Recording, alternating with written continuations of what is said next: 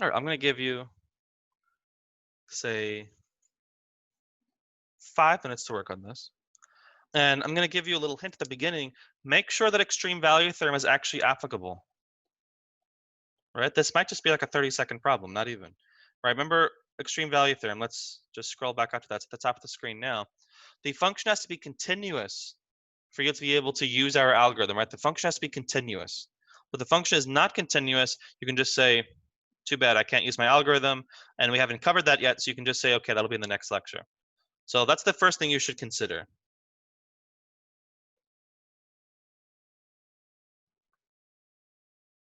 So in fact, I'm just going to give you 4 minutes and 15 seconds. There you go.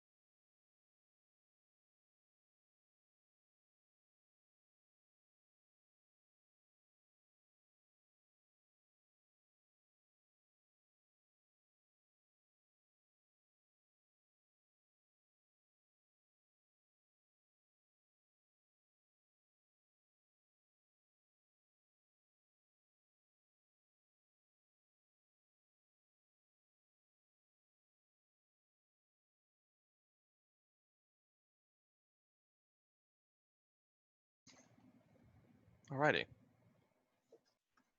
So this is fun. So the polls can have more than 5 choices now. The choices can be longer, and I can do more than one question at a time. So I think if I launch the polling for this, you will actually get 2 questions. Yes.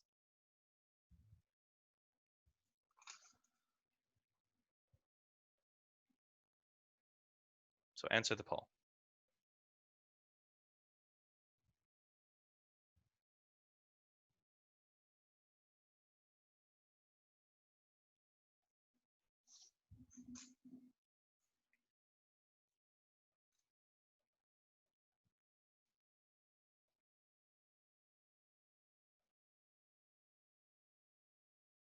So I actually like kind of do the lecture in this direction, and then every so often just look at the camera. Like do one of those.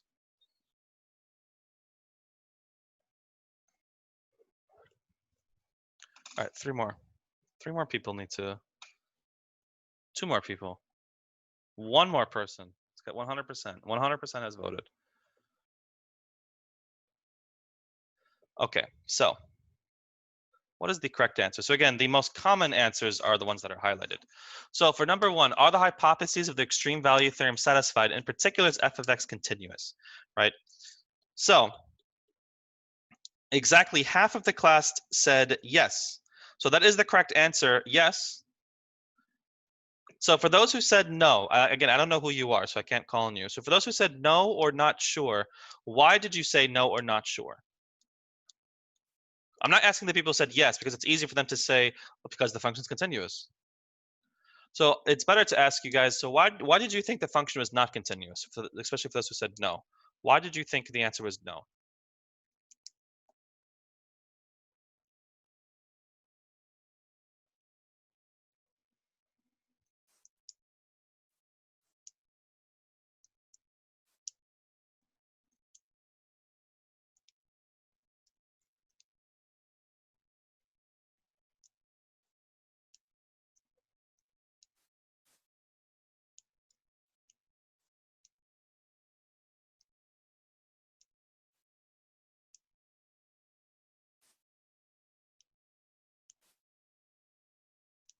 So all those 8 people in the class, half of you did not say yes.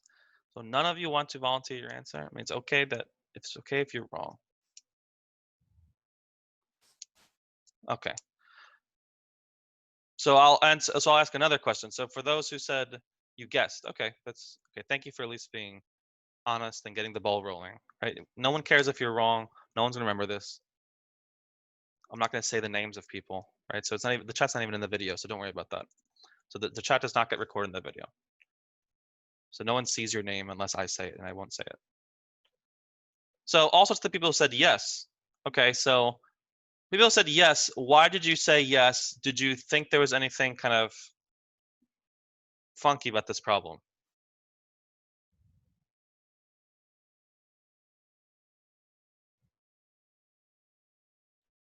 So let's see. -1, the right term is undefined. Okay, right. So that's an issue here. -1, this term is undefined. So this function is not continuous. If I just asked you without any context, is f of x continuous? The answer is no, right? This function is not continuous at x equals -1, right? It's not continuous in all real numbers. However, in the context of this problem, what is the hypothesis of the extreme value theorem? The hypothesis of the extreme value theorem is that the function has to be continuous on the given interval, right? Extreme value theorem always comes with a function and an interval. And the hypotheses are that the function is continuous on that interval, the interval is closed, and the interval is bounded, right? So everything is satisfied here, right? So I'm going to simply note. So f is continuous on the interval 0, 3.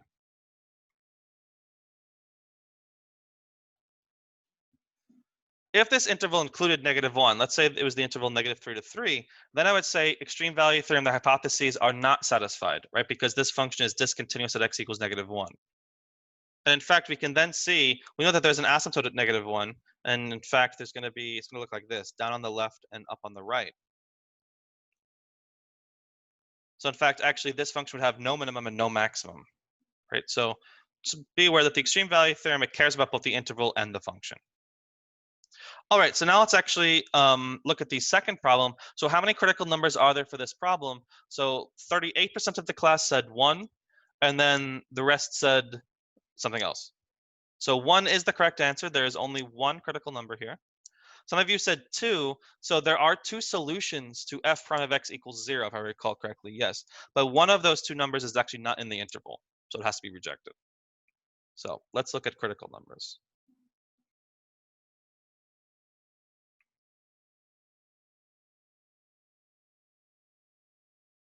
Okay, so the first type, where does f prime not exist? So that's none, right? A rational function, its derivative exists everywhere except where the denominator is 0. But we already know that x equals -1. That's not in the interval, so we don't care. So now let's set the derivative equal to 0. Okay, so we use, say, quotient rule on the second term, and we get our derivative as 1 minus 4 over x plus 1 squared. Set that equal to 0. So we get x plus 1 squared equals 4. So x plus 1 equals -2, or x plus 1 equals +2. So I get two solutions, -3 and 1. So if you thought there were two solutions, this might have been why, right? I do get two solutions, but one of them has to be rejected, right? -3 is not in the interval, so that's just discarded.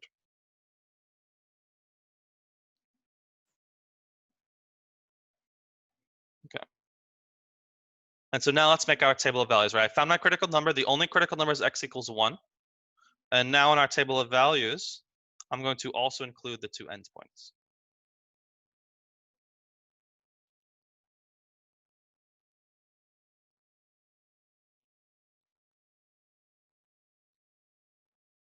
There's just x plus 1, yes.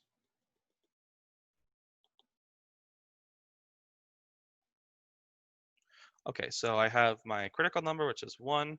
My two endpoints were 0 and 3.